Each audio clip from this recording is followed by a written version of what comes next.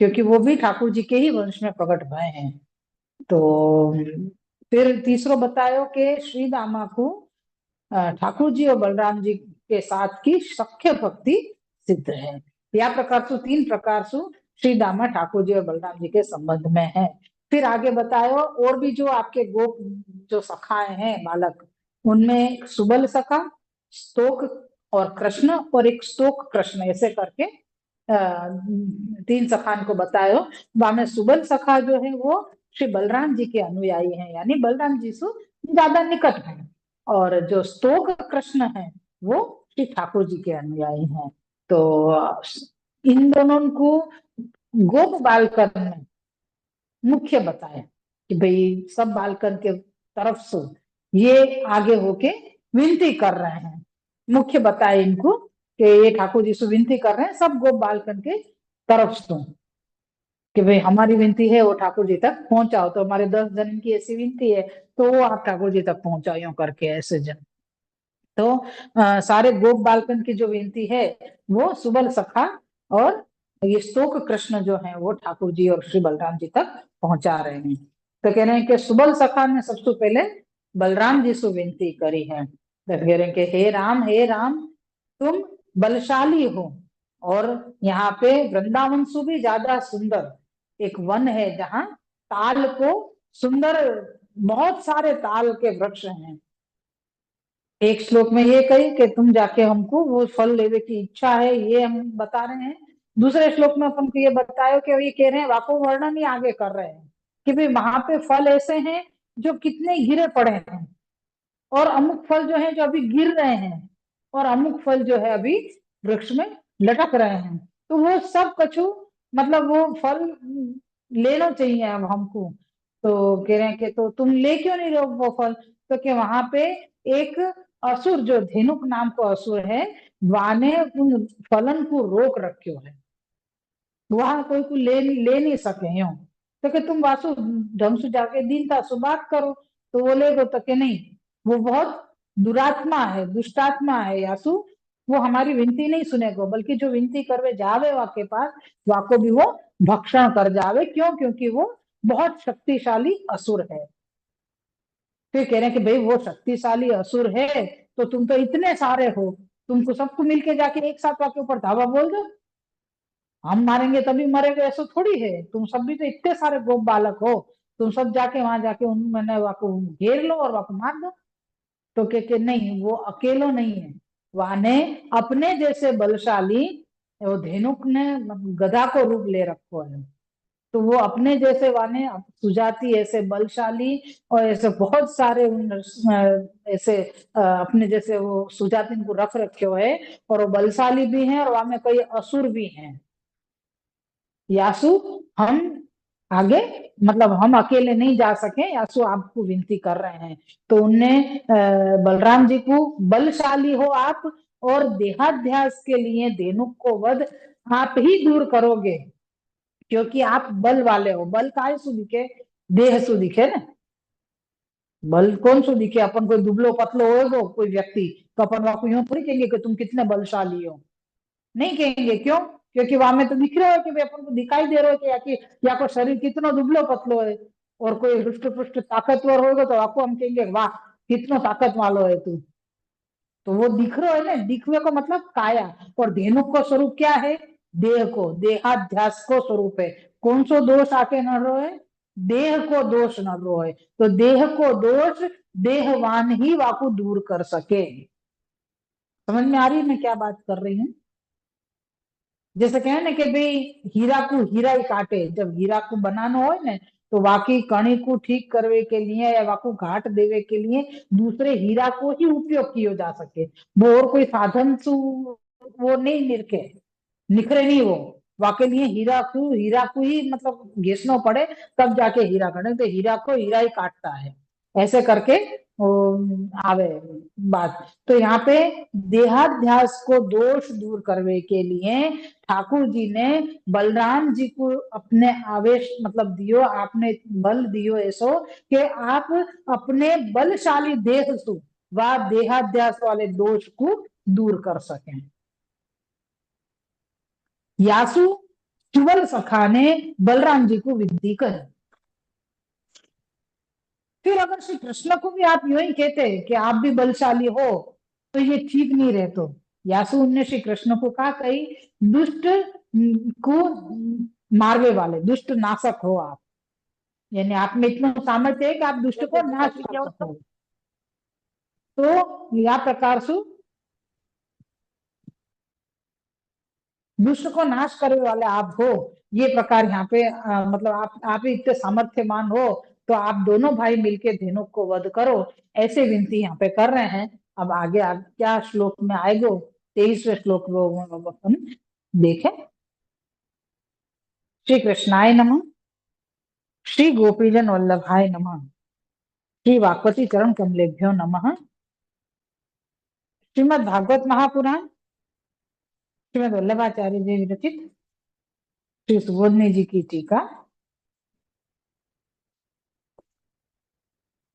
10वें स्कंद पूर्वार्ध में तामस प्रमेय अवान्तर प्रकरण को प्रथम अध्याय, प्रमेय प्रकरण को हम प्रथम अध्याय में चल रहे हैं और श्री सुबोधनी जी के अनुसार हम 12वें अध्याय में चल रहे हैं और श्रीमद भागवत 10वें स्कंद के अनुसार हम पंचदश यानी के 15वें अध्याय में चल रहे हैं। और श्लोक है अपनो 23 श्लोक तक हो चुको है। अच्छा, तो हम 24वें श्लोक में आए हैं। अपन को 4 श्लोक अपन ने कल कर लिए, 20, 21, 22 और 23।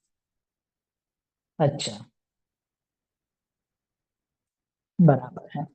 अब 24वें श्लोक में आचार्य जी आज्ञा कर रहे हैं कि तस्मात् प्रत नराहाराद भीतेर नृभिर मित्रन न सेव्यते पशु गणैः पक्षी संघेर विवर्जितम। श्लोकार्थ है, हे शत्रु के नाशक, मनुष्य को खाने वाले इस दैत्य के भय से भीत यानी डर कर कोई भी मनुष्य वहां नहीं जाता है तथा पशु और पक्षियों ने भी वहां जाना छोड़ दिया है। श्री सुबोधनी जी हैं, एवं तस्य वीर्यं प्रशस्तम यदर्थम तदाह तस्मादिति क्रतो नर एवाहारो येन स ही मनुष्यानेव विशेषतो भक्षयत्यत एव तस्माद् भीतेर नभीर्न सेव्यते तद वनम तर्ह्यस्माभिरपि न गंतव्यमित्याशंक्याहुर मित्रहन्निति। हे कृष्ण, भवान मित्रहंता स्तोप्य मित्र इति तद्गणनम तव शक्यम कर्तव्यम च। यहाँ से लेके अतो ये पशु अतः पशु गण ही पक्षी संघैश्च विशेषेण वर्जितम अतो ये पशुपालका ये वा देव परिपालकास्ते ही तो वश्यम वध्य। यहाँ तक की श्री सुबोधनी जी हैं, व्याख्या थे आपको। इस प्रकार जिस कारण से उसके वीर यानी पराक्रम शक्ति की प्रशंसा की उसका कारण वर्णन करते हैं कि भाई वाको ऐसे ऐसे वाक्य ताकत को वर्णन गोप बालकन ने क्यों कियो ठाकुर जी और बलराम जी के आगे, तो वाको कारण भी यहाँ पे बता रहे हैं कि वह धेनुक मनुष्यों को ही विशेष कर खाता है, इसलिए उस नर भक्षक के भय से डरे हुए मनुष्य उस वन में नहीं जाते। यह सुनकर कदाचित रामकृष्ण कह दें कि तब तो हमको भी वहां नहीं जाना चाहिए, तो इसके उत्तर में कहते हैं कि आप शत्रुओं का नाश करने वाले हो। यह विशेषण श्री कृष्ण के लिए ही है, क्योंकि पहले श्री कृष्ण को दुष्ट निर्वहन दुष्ट नाशक कहा है। यहाँ पे ये श्री कृष्ण को ही कही है। यहाँ पे कह रहे हैं कि जैसे धेनुक को प्रकार यहाँ पे ये क्यों बताया कि बहुत ताकत वालों है, तो बाकी ताकत तुमको कैसे पता चली, तो कह रहे हैं कि वो ज्यादातर मनुष्य को ही खा जावे है, ऐसो वो नरभक्षी है। तो कह रहे हैं कि यासु सब लोग डर के वहां पे नहीं जाते थे। कहा, तो कह रहे वह वन के अंदर, वो ताल वन जो है वह वन में कोई भी मनुष्य नहीं जाता। तो अगर ये बात सुन के बलराम जी और ठाकुर जी कह दे कि भाई तो हम कैसे जाएंगे वहां पे, तुम तो हमको कह रहे हो जावे की, तो हम भी तो मनुष्य ही हैं, हम कैसे जाएंगे, हमको खा गए हो तो वो। तो कह रहे हैं कि अगर कदाच ऐसा ठाकुर जी और बलराम जी कह दें तो वाको उत्तर पहले से गोप बालक दे रहे हैं। तो कह रहे हैं कि आप तो शत्रु को नाश करने में समर्थ हो, शत्रु को नहीं, मतलब असुर को वध करने में। तो कह रहे हैं आप असुर को वध करने में समर्थ हो, यासु आप आपको वहां जानो चाहिए।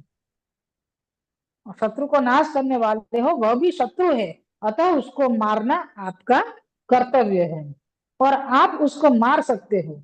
यह शत्रु को नाश करने वाला धर्म सदैव भगवान में जगा हुआ रहता है। यानी ये शत्रु को मारने को जो सामर्थ्य है, वो हमेशा ही ठाकुर जी में जगो हुए ही रह गई हूँ। तो ये बता रहे हैं यहाँ पे, यह भगवान का धर्म, इन शत्रु को नाश करने वाला जो धर्म है वो सदैव सक्षम रह गए हैं हमेशा ही ठाकुर जी में। तो यह भगवान का धर्म गोपों के मन में नित्य स्फुरित रहता है। अतः ऐसे दोष यानी भय वाले स्थान में जाने के लिए भगवान को प्रार्थना करते हैं।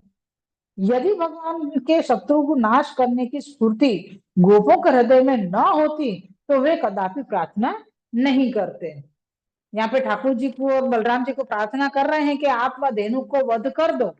तो यानी या तो मतलब ये है कि ठाकुर जी और बलराम जी के सामर्थ्य को ये गोपजन जान रहे हैं, अगर नहीं जानते तो कभी ऐसी विनती नहीं करते हैं। यदि भगवान के शत्रु नाश करने की क्योंकि फिर से, यदि भगवान के शत्रु नाश करने की स्फूर्ति गोपों के हृदय में न होती तो वे कदापि प्रार्थना नहीं करते, क्योंकि पहले कहा गया है कि प्रेम से यह कहने लगे। प्रेम से ही कह रहे हैं, सबसे पहले शुरुआत जब भाई या श्लोक की विनती करवे की, तो वो प्रेम से ही कर रहे हैं प्रार्थना कि आप ऐसा करो कि वह दुष्ट को नाश करो। जैसे करके प्रेम से कर रहे हैं, क्यों? क्योंकि ठाकुर जी के सामर्थ्य को गोप बालक जान रहे हैं। तो वे इनके वचन ऐसे भय वाले स्थान पर जाने की प्रार्थना करने से विरुद्ध हो जाते हैं, परंतु भगवत धर्म की अंतःकरण में स्फूर्ति होने से विरुद्ध नहीं है।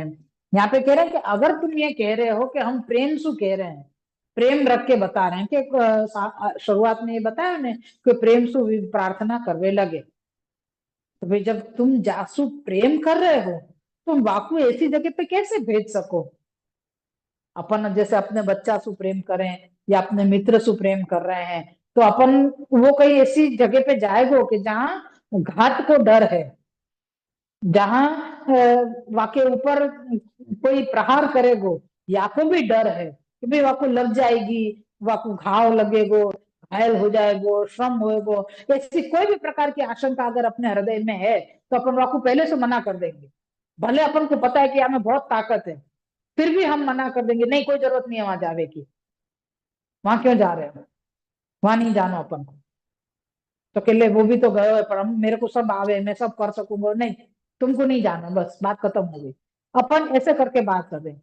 तो फिर भी जब तुम प्रेम कर रहे हो अपने, मतलब भगवान मान रहे हो या अपनो सखा मान रहे हो आप, तो फिर तुम कैसे प्रकार से उनको ये विनती कर रहे हो कि तुम वहां जाके वह ऐसे मनुष्य भक्षी नर भक्षी जो असुर है वाके सामने तुम जाओ, तुम ऐसे कैसे विनती कर सको? तो वाकई यहाँ पे श्री आचार्य जी खुलासा कर रहे हैं कि उनके हृदय में प्रार्थना करने से विरुद्ध, परंतु भगवत धर्म की अंतःकरण में स्फूर्ति होने से विरुद्ध नहीं है। उनके हृदय में भगवत धर्म ये ध्यान है कि आप ठाकुर जी हैं, आप प्रभु हैं, ईश्वर हैं, तो आप में ये सामर्थ्य है कि आप दुष्ट को नाश कर सकें। यासु वो या प्रकार सु प्रेम सु विनती कर रहे हैं कि आप वहां पे मतलब यहाँ पे आगे कही ना कि शत्रु को नाश करवे को जो धर्म है वो भगवान में सदैव रहवे है, हमेशा ही वो आगे रहवे कि ठाकुर जी ये विचार करे कि ये मेरे भक्त को ने श्रम देवे वालों या भक्त को हैरान करने वालों ये जो है असुर, वाको में नाश करूं, या ये भक्त को शत्रु है तो मैं आपको नाश करूं, ऐसे हमेशा ही तत्परता ठाकुर जी की रहवे है। ये जान के ये सारे जो सखाए हैं वो ठाकुर जी से आप प्रकार से विनती कर रहे हैं।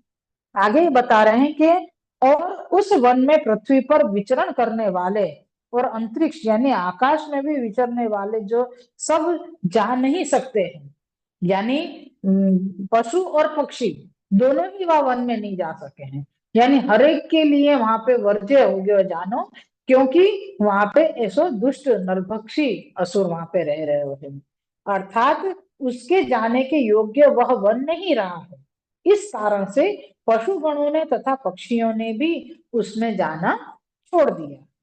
इसलिए जो पशुओं के पालक हैं और देवताओं की पालना करने वाले हैं, उन्हीं से यह मारने योग्य है।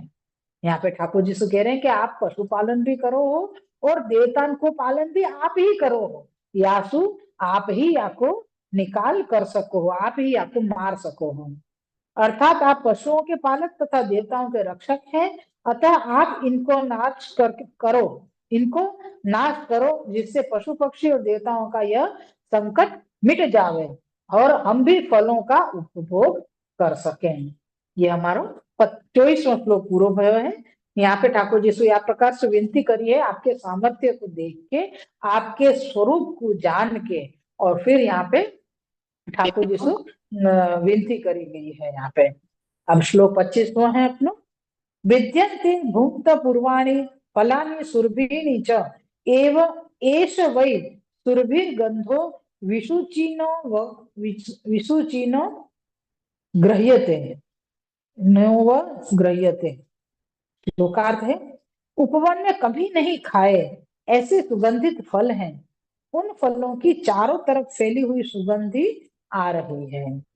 एक श्री सुबोधने जी हैं कि किंच तत्रा भुक्त पूर्वाणि फलानि दिव्यानि सन्ति केचित् भुक्त पूर्वाणि त्याहुरन्यथा कथम तेषाम काम नीति रक्षायाम यद्यपि भोगो बाध्यते तथापि चौर्येण भक्षणं संभवति तानि च फलान्यत्यंत सुरभिणी सौरभ्यं तु तेषां प्रत्यक्ष सिद्धमेव तदा एष वै सुरभिर्गन्ध इति विशुचिनः परितः प्रसरद्रुपः अत एव सर्वत्र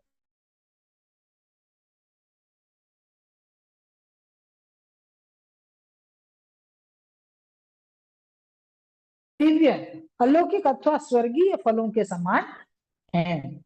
कितने यहाँ भुक्त पूर्वाणी पाठ लेकर अर्थ करते हैं कि ये फल पहले खाए हुए हैं, यदि उन्होंने खाए ना होते तो यहाँ पे ये बता रहे हैं कि आ रहे हैं ये क्या कहते हैं ताल वन में, कि भाई ये फल जो हैं वो हम पहले कभी नहीं खाए। क्यों नहीं खाए? तो क्या कि ये तो अलौकिक है, या तो कोई स्वर्गीय फल है, वाके समान है, या सो यहाँ पे हमको वो खावे की इच्छा है, ऐसो यहाँ पे प्रकट कर रहे हैं। तो कोई ने यहाँ पे भुक्त पूर्वाणी ऐसो यहाँ पे आपको अर्थ कियो है, श्लोक में दियो है ना, विद्यन्ते भुक्त पूर्वाणी फलानी। तो ये याको भुक्त पूर्वाणी को प्रकार यहाँ पे बता रहे हैं कि कितने ने यहाँ भुक्त पूर्वाणी पाठ लेकर ये बताए हुए कि ये फल उन लोगों ने गोप बालकन ने पहले खाए हैं। अगर नहीं खाए होते तो उनको ये पता कैसे चलती कि ये फल मीठे हैं, या सो यहाँ पे याको भी प्रकार दियो, यानी और मीठे हैं, यही सो वो वापस खावे की इच्छा प्रकट कर रहे हैं। अतः यद्यपि उसकी रक्षा यद्यपि धेनुक उसकी रक्षा करता है इसलिए खाए नहीं जा सकते हैं, किंतु चोरी से खाए जा सकते हैं। वे फल अत्यंत सुगंधी वाले हैं, उनकी सुगंधि तो प्रत्यक्ष सिद्ध है, कारण कि वे चारों ओर फैली होने से सब तरफ से आ रही है। फल एक केवल फल की तरह नहीं है, वाक में सुगंध भी है, और सुगंध के कारण वो चारों तरफ सुबह की सुगंध आ रही है। और यहाँ पता चल रही है कि यहाँ ताल वन में बहुत सारे ताल के वृक्ष फल पड़े हुए हैं या फल हैं वहां पे, और वो वाकई सुगंध चारों दिशा में घूम रही है, चारों तरफ फैल रही है। ये 25वां श्लोक अपना पूर्व है। 26वां श्लोक लेने में अपन प्रयच्छ तानि नः कृष्ण गंध लोभित चेतसाम वांछसीन महति राम गम्यताम यदि रोचते। श्लोकार्थ है, हे कृष्ण, हे राम, सुगंधि से हमारे चित्त में फलों को खाने का लोभ उत्पन्न हो गया है। अतः वे फल हमको दो, क्योंकि उनके खाने की बहुत इच्छा है। यदि आपका जी चाहे तो आप वहां पधारें। श्री सुबोधनी जी हैं।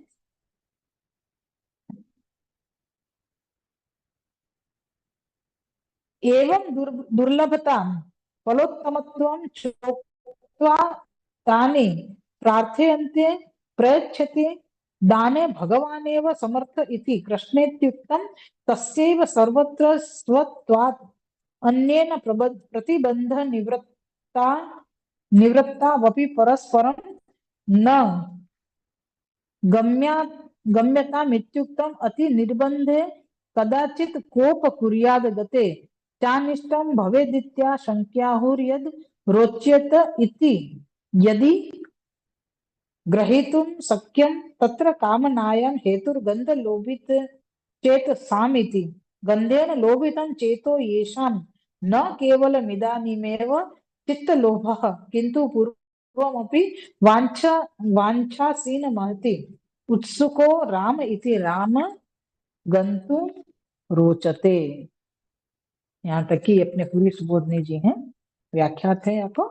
फलों के मिलने की दुर्लभता और उनकी उत्तमता का वर्णन कर उनको देने के लिए भगवान को प्रार्थना करते हैं कि हे कृष्ण, वे फल हमको दो। पहले तो आपको कहाँ है वो बता रहे हैं, और बाकी दुर्लभता बता रहे हैं कि भाई ये फल मिलेंगे नहीं मिलेंगे, और फिर बाकी उत्तमता बता रहे हैं कि वो अत्यंत मीठे फल हैं, जैसे कोई स्वर्ग के फल हुए और इतने उत्तम फल हैं। तो वो विनती कर रहे हैं श्री कृष्ण को कि वो फल हमको दो। क्यों? क्योंकि कृष्ण को क्यों कहा कि आप हमको फल दो, उसका कारण बताते हैं कि देने में भगवान ही समर्थ हैं, सबों पर उनका ही स्वामीपन है। वन से धेनुक का प्रतिबंध हट जावे तो भी पराई वस्तु नहीं ली जा सकती है। वन से धेनुक का प्रतिबंध हट जावे तो भी पराई वस्तु नहीं ली जा सकती है। अच्छा, अतः भगवान को देने के लिए प्रार्थना की है। जैसे कोई फलाने ने वहां पे कब्जा कर रखो है तो तू हटा। अगर अपने आप ही वो कब्जा हटा दे रहे है, जहाँ व्यक्ति ने कर रखो है, तो भी वन तो कोई और को है ना, तो वो वहां पे बिना कोई की आज्ञा के तो वो ले ही नहीं सके। गोप बालक जो फल खावे की इच्छा कर रहे हैं, वो धेनुक अगर हट भी जावे वहां पे वासु, तो भी वो फल नहीं ले सके। क्यों? क्योंकि वो तो कोई और के स्वामित्व पे है। लेकिन ठाकुर जी को स्वामित्व पे तो स्वामित्व तो हर चीज पे है।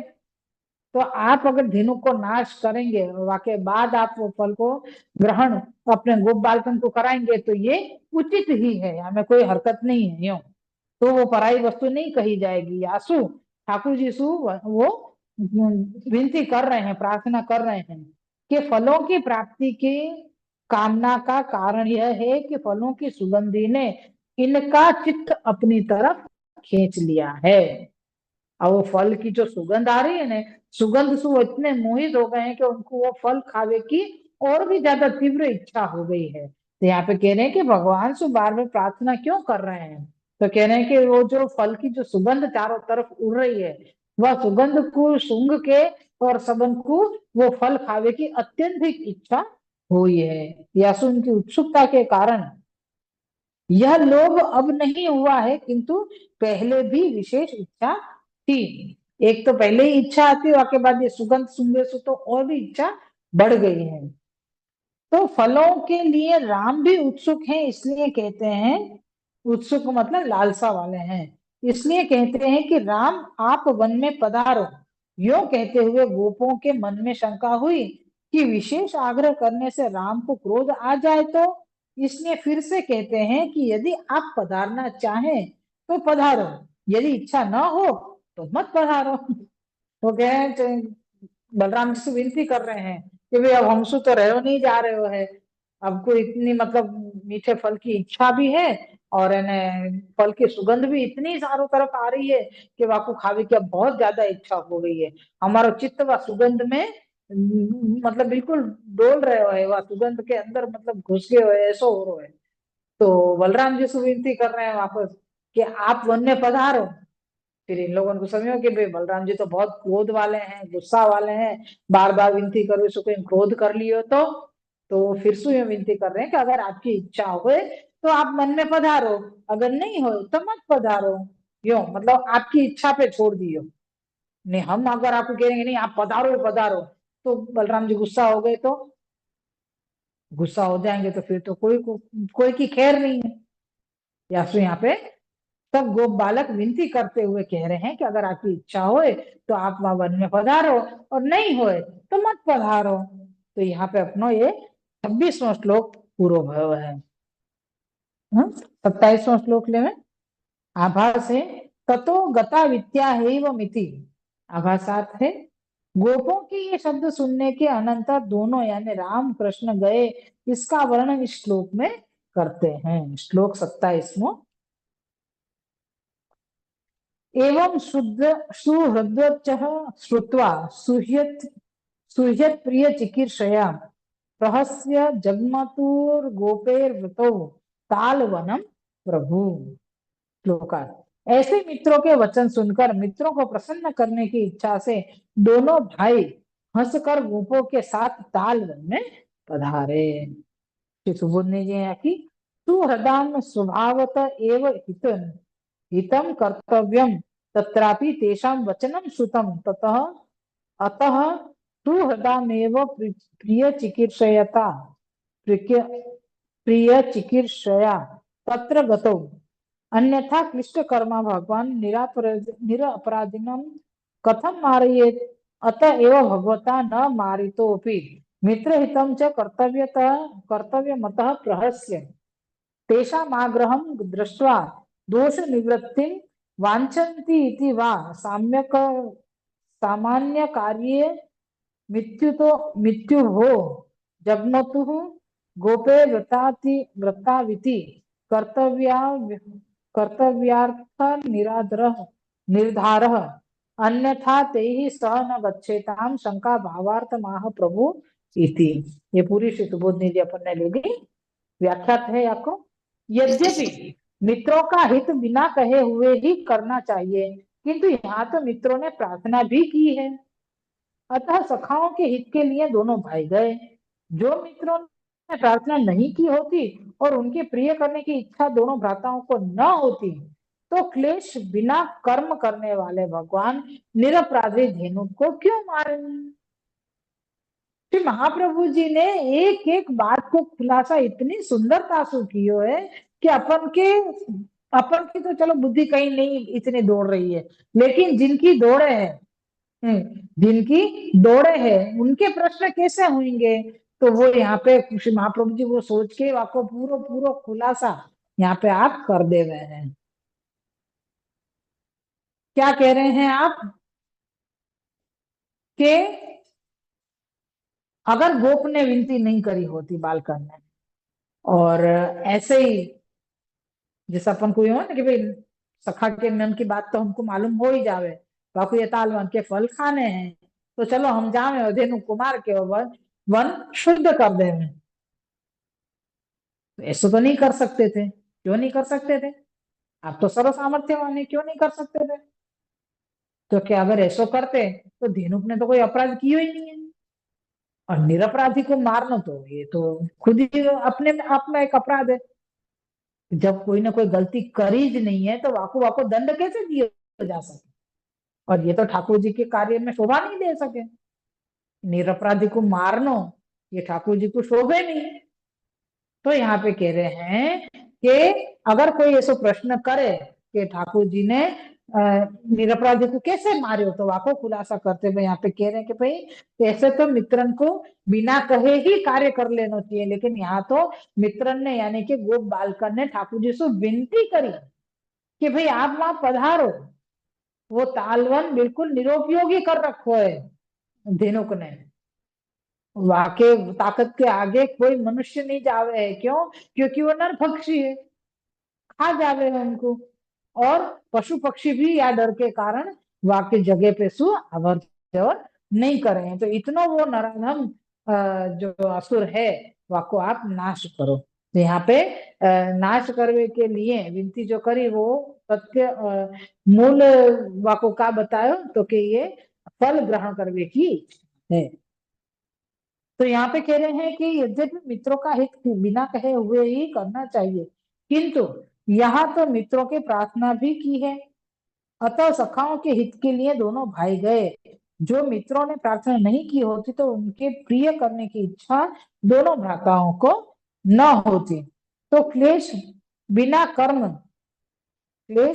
कर्म करने वाले भगवान निरपराधी धेनुक को क्यों मारे? इसलिए भगवान ने धेनुक को मारा भी नहीं। मित्रों का हित भी करना है। भगवान ने गोपों का अभिप्राय समझाया था।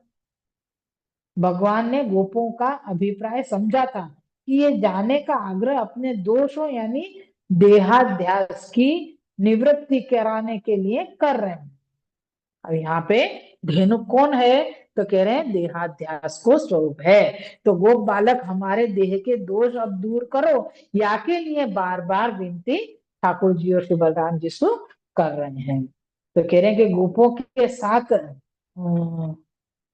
कराने के लिए कह रहे हैं, इसलिए भगवान हंस करके जाने लगे। धेनुकादिकों का वध सामान्य तो साथ में ले जाने की आवश्यकता नहीं। एक मिनट एक लिटी चली गई। धेनुकादिकों का वध सामान्य कार्य है, इससे दोनों गए। गोपों को साथ में इसलिए लिया था कि उनका देहाध्यास नष्ट करना था, नहीं तो साथ में ले जाने की आवश्यकता नहीं थी। यदि यह शंका हो कि धेनुक अति वीर्यवान है और उसके साथ भी ऐसे बहुत हैं, उनको मारने के लिए गोपों की आवश्यकता समझकर उनको साथ ले लिया, तो इस शंका को मिटाने के लिए श्लोक में दोनों के लिए प्रभु विशेषण दिया गया है कि वे दोनों उन सबों के नाश करने के लिए समर्थ थे। वल्लभाधीश की जय। बहुत सुंदर वर्णन आयो ठाकुर जी और श्री बलराम जी को क्या प्रकार से वर्णन कियो। मतलब वो नरभक्षी है या के कारण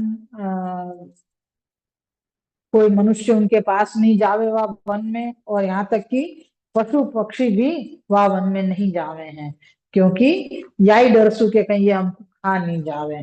तो या की वजह से जो इतने सुंदर और मीठे फल हैं और सुगंध बाकी चारों तरफ फैल रही है, ऐसे ये फलन की इच्छा अब भोज्य करने की मतलब भक्ष्य करने की इच्छा हुई है। तो ये सुन के ठाकुर जी और बलराम जी वहां पे वन में गोप बालकन को लेके पधारे हैं। यहाँ पे ये अपना क्रम चालू भयो। श्री वल्लभाधीश की जय। ठाकुर जी कृपा से सुंदर है।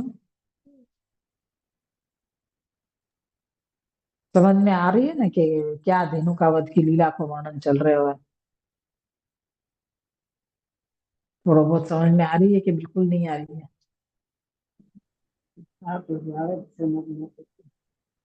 आवे છે ને समझ में? श्री वल्लभाधीश की जय। ये भी पूरा हो जाएगा। श्री वल्लभाधीश की जय। जय जय दंडवत प्रणाम। वल्लभाधीश की जय। खूब खूब आशीर्वाद संगीता श्री बहन। वल्लभाधीश की जय। खूब खूब दंडवत प्रणाम श्री कृपानाथ। वल्लभाधीश की जय। खूब खूब आशीर्वाद कृपाली। दंडवत जय जय। श्री दंडवत खूब प्रणाम। आशीर्वाद खूब आशीर्वाद वल्लभाधीश की जय। दंडवत खूब राजा। आशीर्वाद खूब आशीर्वाद। वल्लभाधीश की जय, दंडवत जय। खूब खूब आशीर्वाद।